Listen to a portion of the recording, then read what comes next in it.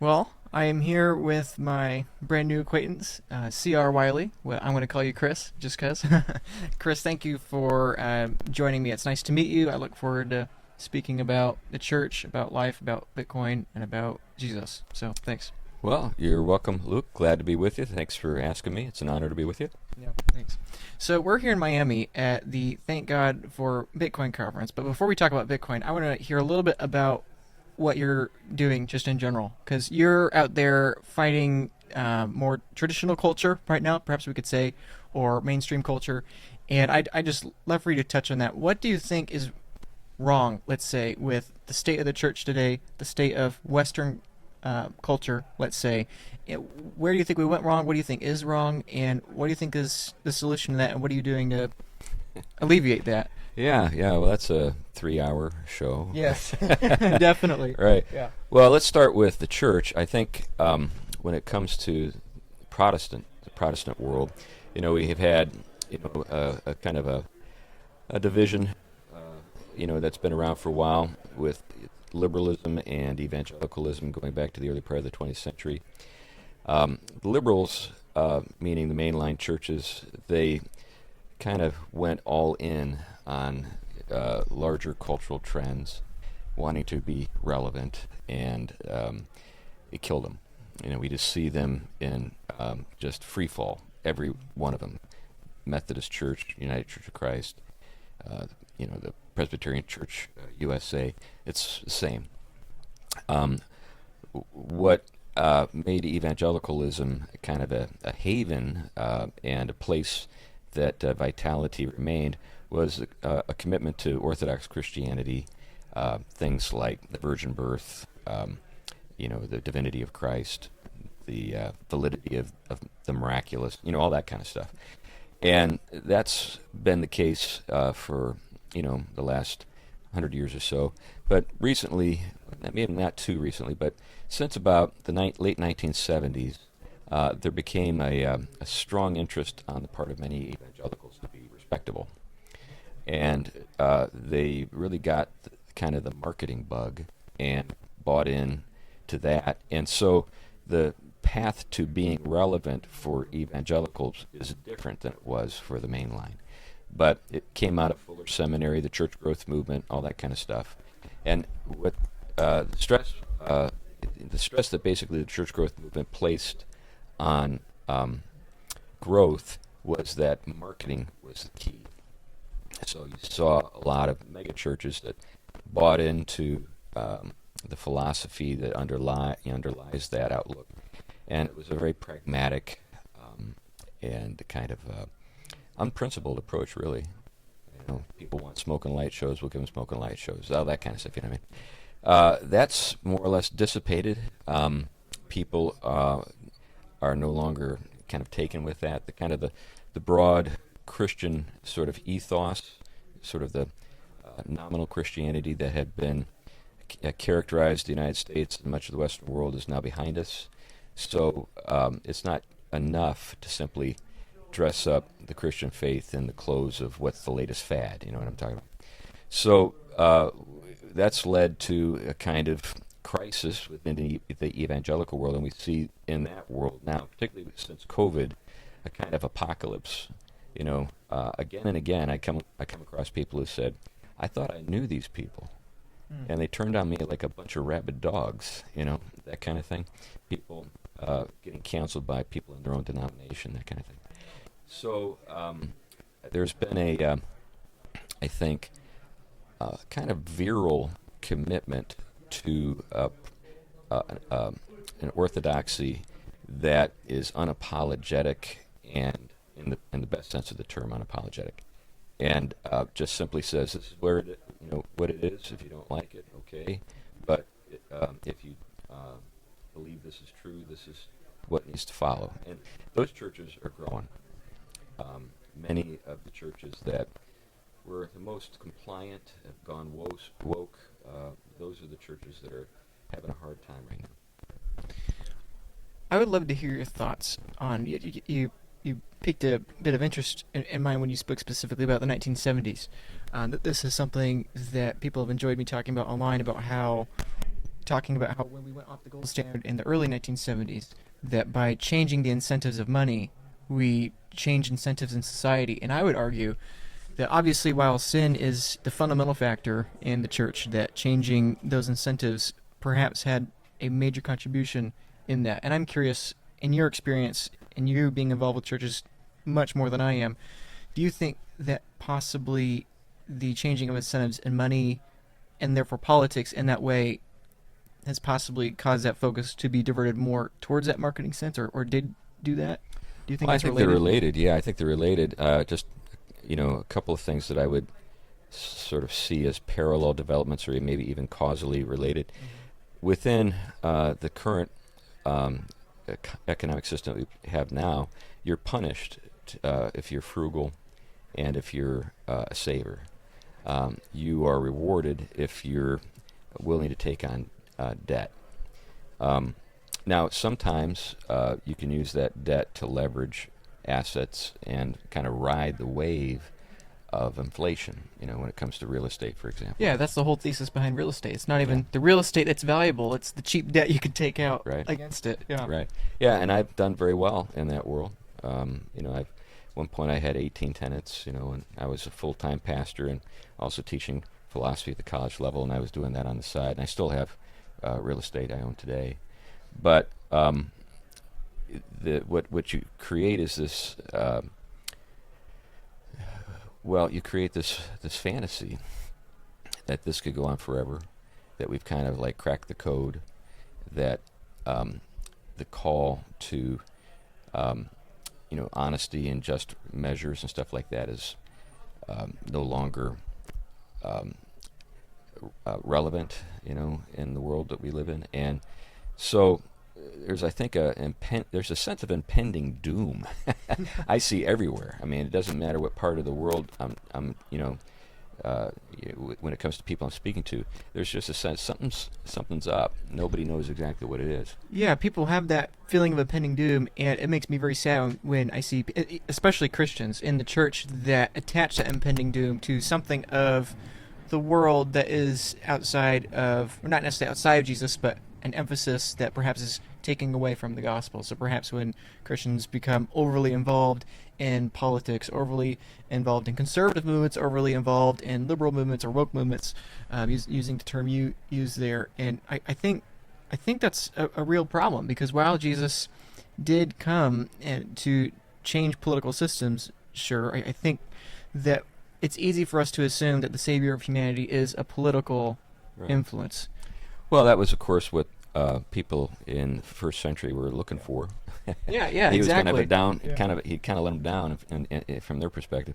But it's a much more, I think, profound and powerful salvation that we benefit from. C.S. Lewis said something along this line. This is a paraphrase, but basically, if you aim at the earth, you lose heaven. But if you aim at heaven, you sort of find yourself there and the earth thrown in.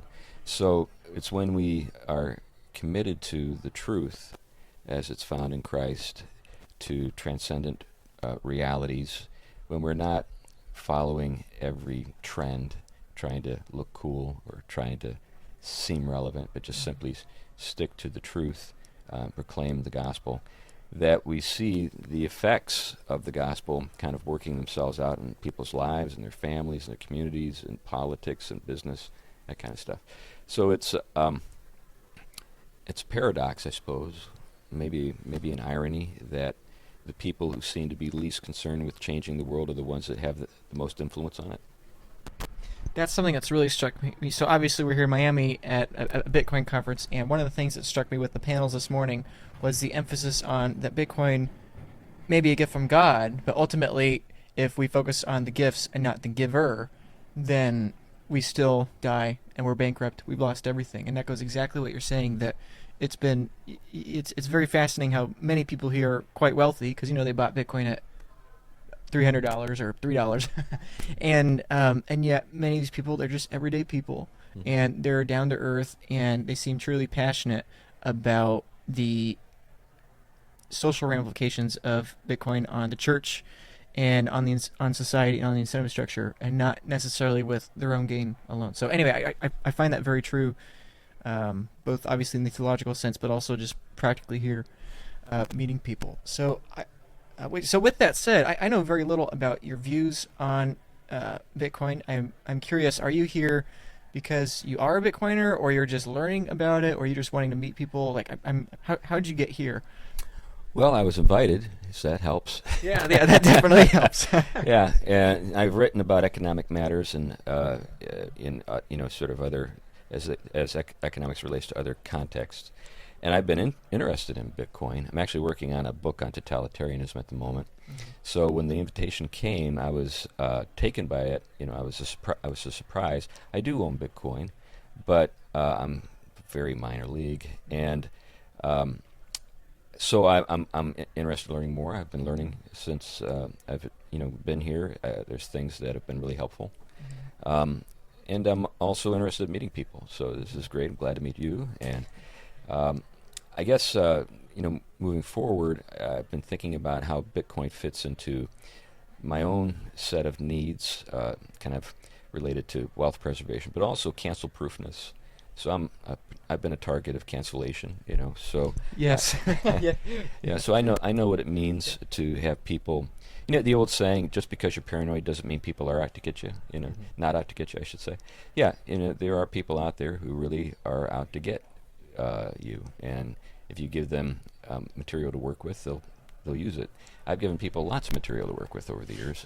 So when it comes to how Bitcoin fits into that, if I were to be debanked or find that there was pressure placed on my church, or my church I think is pretty resilient. I don't think I have much to think about there, but let's say people put pressure on my church, right, and were discouraging people from attending or whatever. Well, then, you need to think about what do you do in those situations. And I think Bitcoin provides a strategy for how to make it through, those stuff like that. So I think also it doesn't just apply for the United States and your church, like you're saying, but one example I think about is China. And I don't know how much you're aware of that, but in 2021, China banned Bitcoin again for fourth or fifth time now, and it failed pretty miserably. And fascinating. That's a beautiful thing to know, because that's something you hear all the time, from people who say, well, you don't want to, put anything into Bitcoin because after all, it could be, if the government turns against it, you got nothing. But if the Chinese can't do it, maybe we could do it. I don't know, but they strike me as pretty sophisticated when it comes to tech. Yeah, that's my view too. I mean, the Taliban, Vladimir Putin, North Korea, China, they've all tried to ban it, along with many other countries. But when it comes to the Chinese Communist Party specifically, I were to think if there were a nation with the will and the ability to do that they would have done that. Yeah, so, I agree. Yeah, and so the beautiful thing to me is, like, what about the Christians there, or the churches there, or even in the secular world, the ability for people to bring humanitarian aid to folks, to bring Bibles to folks, to bring economic resources to folks, I think is a good thing, especially when they may be canceled, whether it's by society and culture, or it's by the government or communist or totalitarian entity. Yeah, when you think about the church in China, it's important to remember that there are basically two parts or two sides to it. You've got the churches that are recognized by the government. In the Protestant world, they were at one time referred to as the three self-churches, based on it's kind of an irony that there was a missions theorist named Roland Allen, and he was working with Western missions agencies to help them make truly indigenous churches, and he called for three selves: three self-governing, self-funding, self-propagating. That was the three selves. Anyway, I think it was Mao who learned about that and was really taken by the name, and said, so our official churches are the three self-churches, meaning that they're cut off from the West. But they're also the ones that are under the thumb of the Communist Party. Yeah. And then the house churches are where you see the vitality. And those churches in you know, the 2000s were growing like crazy, and there was a kind of loosening up, and they were building enormous facilities all over the place, and those have all been destroyed. So the persecution in China is real, but it's focused on those churches that won't put, you know, Communist Party leaders' pictures on the wall where, you know, people used to have crosses and stuff. Yeah, that's real. That's hard. I know of some house church initiatives in regions like that, or regions they're even more violent in the Middle East, and it's real. People get killed, people get imprisoned. You can't have the Bible app on your phone. You can't own Bibles. You have one violation, and One strike, you're out. one strike, you're out. And so, with that sadness and that pessimism, I have been a very optimistic person online. I don't know how familiar you are with my work, but basically I lay out a rough vision for the future of what if, with that, we can have more self-sovereignty. What if we can have a better future with technology, with human flourishing and preventing unnecessary death. And I suppose, to ask you bluntly, how do you think that Christians should balance that optimism for the future of this age, along with the pessimism that Christians also believe that this age inevitably falls to the coming age, into the second return of Christ, and then eternal reign from there? At what point on that spectrum, from pessimism to optimism, or maybe it's not even a spectrum, how would you put it, that Christians could be optimistic about this world, optimistic about the future of technology, and the future of human prosperity, while at the same time not grasping onto this life any more than we should? Well, I think the transcendent realm already exercises influence in our world, so it's not as though we're being unrealistic about what can change. I mean, if we think about what Christianity has meant for the world, even secular people, even atheists acknowledge in academic circles that things are a lot better than they were in the first century. I mean, a lot better. And Christianity, while it's been attacked by pseudo-intellectuals, sort of pop intellectuals, when you look at the best scholarship, there's really no reason why the West should have achieved its economic and political development apart from the role of the Christian faith. There's a kind of leavening effect that Christian theology has in society at large. For example, if you even think about the woke agenda, it's essentially a Christian heresy. What you have with wokeism is a strong preference for the weak, and the idea is to favor the weak with regard to whatever we're talking about, economic or political power, and empower them. What do you mean by the weak? Weak would be poor, ethnic minorities, people who are marginalized for different reasons, people who may be dealing with, maybe who are handicapped in some way. And so why is focusing on them and that heresy? Well, it's the methods. So woke political and economic action is influenced by Marxism. Marxism itself is a Christian heresy. If you analyze what's at work within Marxism, sort of intellectually, you can see the antecedents of certain Christian teachings. For example, there in Rome, this is not a mystery. The poor were just simply fodder. Slavery was something that was practiced without apology. Without any need to even justify it. It was just part of life. It was the Christian faith that introduced a number of the things that developed into, an emphasis on human rights, care for the poor, that kind of stuff. Well, and I think that comes from the idea and the truth that all humans are made in God's image. Yeah, that's certainly part of it. That's a huge kind of kernel or core to it. But there were also institutions that developed. For example, universities, hospitals. Those are the direct outworkings. That doesn't mean that there weren't people involved in health, care or medicine or education and learning in other parts of the world. But the institutions that we see that develop in the High Middle Ages in particular are the institutions that have shaped our world today, even down to banking. I mean, if you think about the Templars and what they were able to accomplish with banking, and then the Medici and so forth. But these are things that have their roots in the Christian faith. One thing you said about Marxism really stuck out to me, and well, actually, I guess building on that is the fascination that the Marxists and the central planners have this emphasis on we care about the poor, we want to serve them, we want to help them, etc. And ultimately, it's the complete opposite of that, and that the only way that it survives is by stealing from everyone, and achieving that equality is putting everyone at zero. Right. Yeah. Well, because it's atheistic. So atheism, as it's been developed in the West, is a kind of, in an odd way, Christian heresy. And that I could talk about that for a while. I taught philosophy for years. I think I have a pretty firm grasp on Western thought. But just what God are these atheists not believing in? The Christian God. And what that leads to is a need to replace that deity. What they wanted to do was retain many of the moral ideals of the Christian West, and then look to the government to realize those ideals in life. And what that does is creates a kind of bureaucratic nightmare.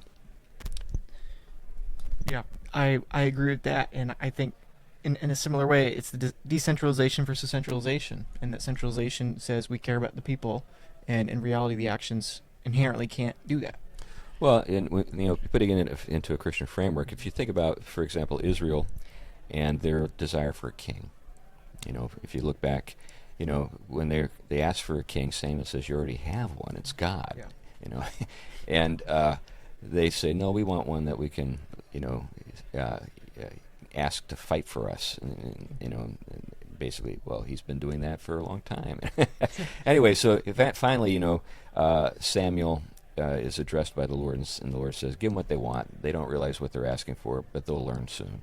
Yeah. And so, and then with they're given what they ask for, and then with a set of warnings. This is what's going to happen now.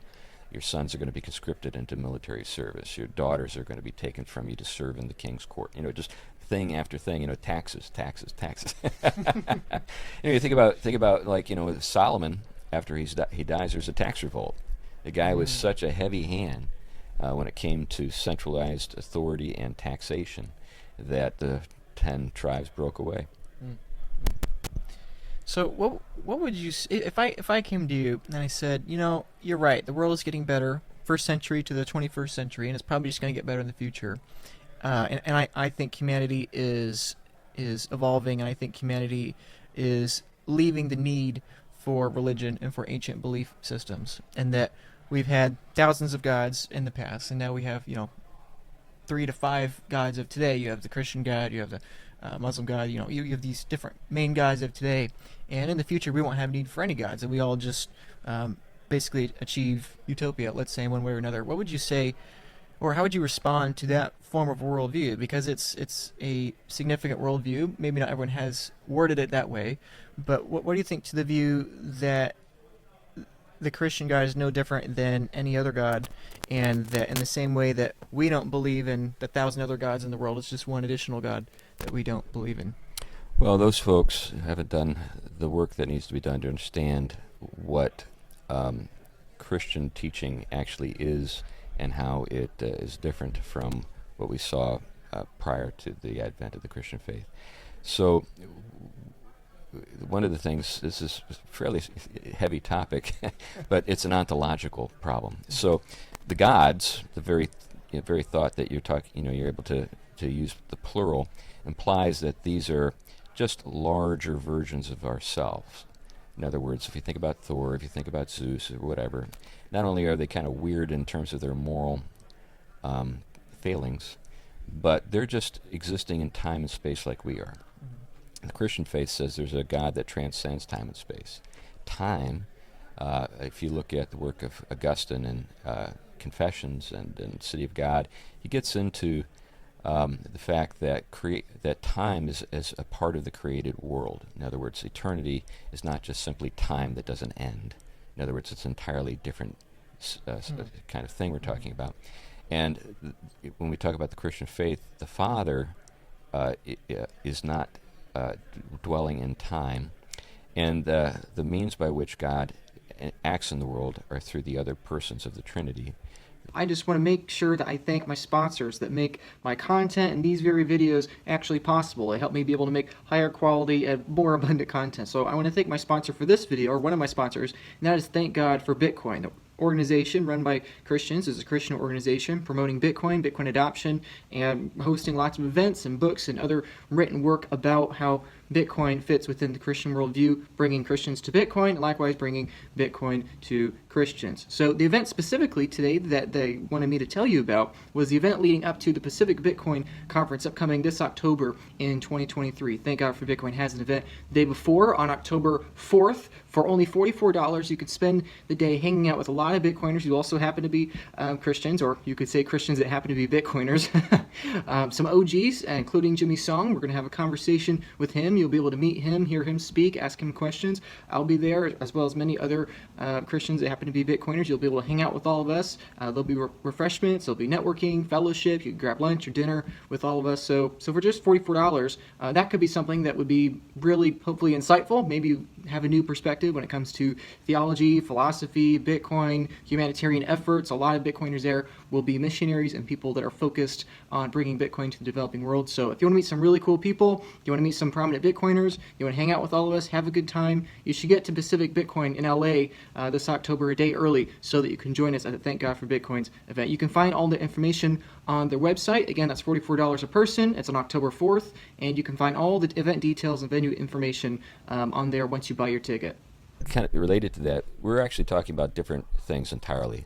So like when a pseudo-intellectual, which is what you'd find with, say, the new atheists, they're not all that sharp. They don't read very well.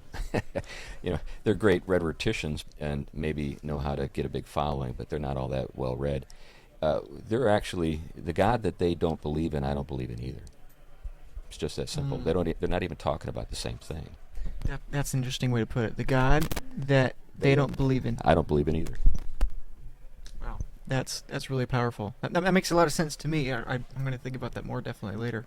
In a similar way, circling around back to Bitcoin, in a similar way, it's kind of the same thing in that you have 20,000 digital assets, cryptocurrencies, whatever. You have millions of NFTs, and yet Bitcoiners have come to the conclusion that it is unique among all the digital assets, and that all the other digital assets are most likely completely worthless in comparison to Bitcoin. And while obviously Bitcoin is not a deity, it's not God, to me that's an interesting parallel. That in the same way that value in this world all trends to one form of money, that all eternal value is within one deity. It is within one entity. I don't know if you've ever thought of that parallel, but to me that's very interesting. Yeah, I had not thought of that parallel, but it's something I'd like to think more about. I mean, I heard some arguments here at the conference that were very compelling about this sort of the virtues of Bitcoin over against some of the other things that you just named, and it was like I said, compelling. I thought they made a good case. I haven't had a chance to really look into it much myself or think about it, but from what I've heard, I actually, not long after I heard that, I actually sold some of my other stuff, bought some more Bitcoin. You mean like since yesterday? Yeah. Yeah. Yeah. Well, that's the funny thing. It's all of us that are here, me and my new friends here and all. It's fascinating how the more we hear, we're like, oh, okay, I'm going to sell some more other stuff. So we all have the same thing. Yeah. Well, yeah, I think the thing that was compelling about the argument was the extra layer of control with these other digital currencies or what have you that I was unaware of. I hadn't done enough research to have any insight into any of that. So anyway, I'm fine with being just all in on Bitcoin. It's not as though that's my only asset. I've got other things. But in terms of digital assets, it strikes me that that it's, if I'm correct, it's the oldest and kind of the standard anyway. Yeah, yeah, great. Yeah, well, what I appreciate about you is that you are pursuing the truth. You've been clearly pursuing the truth when it comes to culture and it comes to church. And that's not to say you have everything right. That's not to say I have everything right. But I really appreciate that you're asking questions. And I think that's something everyone needs to do. Christians, not Christians, pastors, not pastors, theologians, not theologians, economists, not economists. I think we all need to continue asking questions and pursuing the truth because no human being has all the answers. So anyway, I find that fascinating. And I guess what's something that you wonder about the future, whether it's related to Bitcoin or the church? What's a question you have, or what's a thought that mulls around in your mind when you think about the future? Well, a very large one has to do with the future of the church in the United States and how things are playing out. I don't have any. I'm not Nostradamus. I had a friend one time that said to me he wasn't either. But anyway, we don't know the future, but I do see a lot of fracturing, sort of things breaking apart. So for example, I've written for different publications, and some of my strongest supporters are people outside of my own denomination. Some of my strongest detractors are people within my denomination. That's surprising. Okay. Well, it's in a way it is, but in a way it isn't. So there are things that people are aligning, with each other over, and that provides a kind of set of layers. So if you think about my denomination, I'm grateful to be part of the Presbyterian Church in America. That's where I am.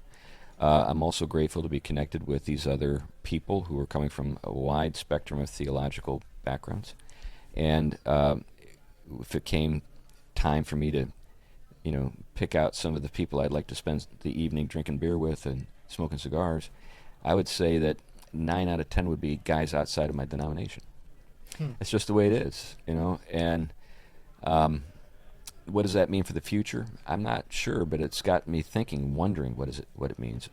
I don't know how many denominations are going to fare through some of the significant changes that are going on in our and culture. some of the denominations are already not faring well. Right. They're splitting, losing mass. Yeah. Yeah. So we're seeing that in the Southern Baptist Convention, and just to give them as an example, they were considered a kind of strong denomination resisting liberal trends for as long as I can remember, and now a lot of that's in doubt.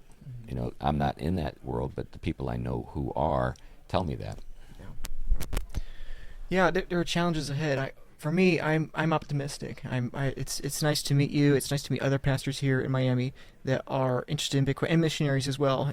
Even more missionaries and pastors, I would say, perhaps because they're in parts of the world that have people that are in more pain or under more financial repression. But anyway, it's great to meet you. It's great to meet other Christians. One of my new friends here helping us film, he was talking about how Bitcoin's extended his time horizon, and now he has a desire to get married in part because of Bitcoin, and that it encourages people to take more responsibility, encourages people to be self-sovereign. So yeah, that's great. Yeah. I'm a big believer in marriage. Yeah, I know you are. Yeah.